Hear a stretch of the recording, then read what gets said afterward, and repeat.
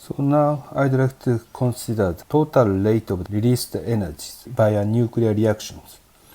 N sub I, N sub j, R sub I, j, k is the number of the reactions that occurs per unit volume and per unit times. Then, using these expressions, we could derive the energy released by the reactions per unit volume and per unit times using the multiplying the Q sub ijk's. Q sub ijk is the released energies by the nuclear reactions. In the last session, I explained Q sub ijk. Released energy of the E round T can be expressed this equation by multiplying the N sub I, N sub j, R sub I, j k times Q sub ijk. 1 over 1 plus delta ijk is multiplied to prevent double counting. Nuclear reaction rate of the Q sub nuc is expressed by dividing the rho.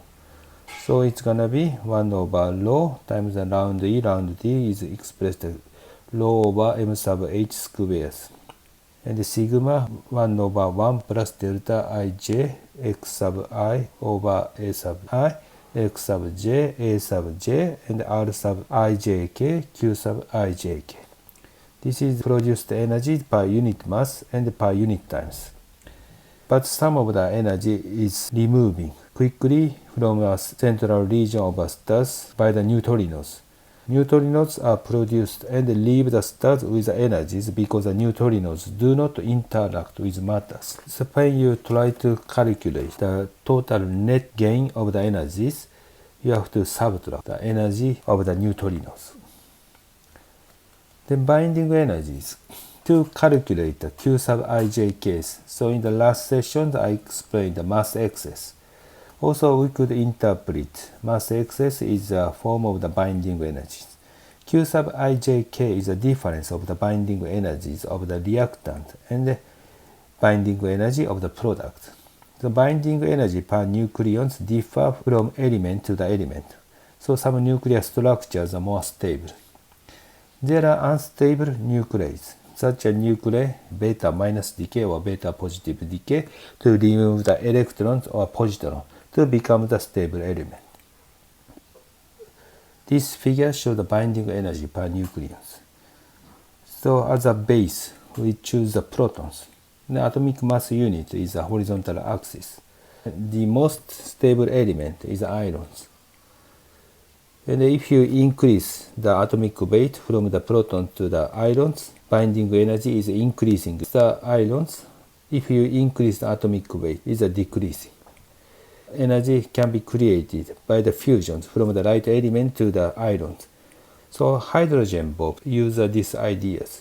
The inside of a star, the energy is produced by the nuclear fusion. In the other cases, by breaking the heavy nucleus, energy is produced. We call that this is the fission. Atomic bomb uses this process to produce a huge amount of the energy. But the steep rise of the binding energy from the hydrogen to the helium indicates that the nuclear fusion from the hydrogen to the helium releases a large amount of energies compared with energy produced from the helium to the carbons. So this is the produced energy from the helium to the hydrogen. And this is the produced energy from the helium to the carbon. In the nuclear reaction, rate of the nuclear reaction is expressed product of the sigma and the V. Sigma is a cross section. V is the relative velocity of the interacting particles. If the particles nuclei has a larger velocities, then nuclear reaction rate is increasing. But velocity distribution we have studied following the Maxwell distribution. So this is the quite decreasing functions with respect to the V. So small number of the particles could have the high velocities.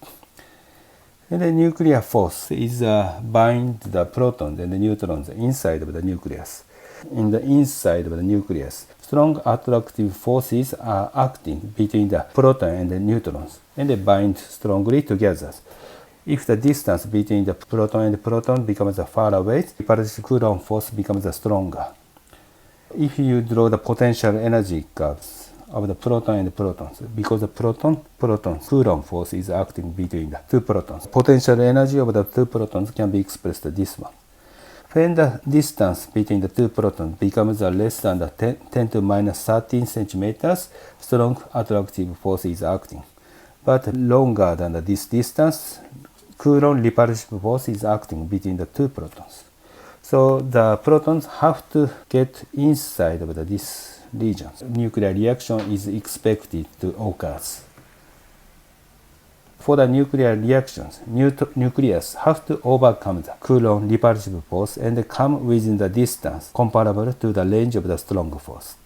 So temperature in the stars, we calculate average temperatures is 4 million kelvins. So using these equations, you could calculate the distance for the protons can approach together. So from the average temperatures, you can use a 3/2 kT equal kinetic energy. From this equation, you can calculate the v, velocity of the protons. So substitute this velocity of the protons here and equate the Coulomb energy is equal to the kinetic energy. So if you draw the last sections, so Coulomb energy, and if the kinetic energy is this is a kinetic energy is 1/2 mv squares. This proton is approaching, and up to this point, proton can approach. So this is a d. Actually, you can calculate. It becomes 10 to minus 11 meters. This is much longer than the typical range of the strong force. So 10 to minus 13 centimeters. So we have a really big problems. Actually, the protons cannot approach another protons to start the nuclear reactions. If we apply the quantum physics, we could solve these big questions. Quantum physics. There is a finite probability for a particle to penetrate the Coulomb barriers. We call the tunneling effect. If we consider the classical physics, to cross these lines, total kinetic energy have to larger than the highest point of the potential energy.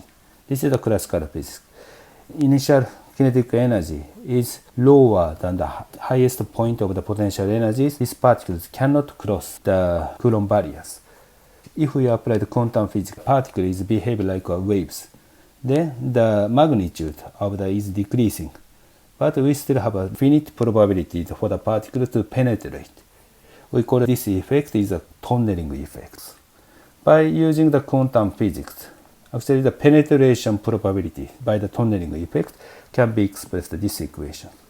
So this equation is increasing functions with velocities. So if we increase the velocities, this probability is increasing. So penetration probability is increasing.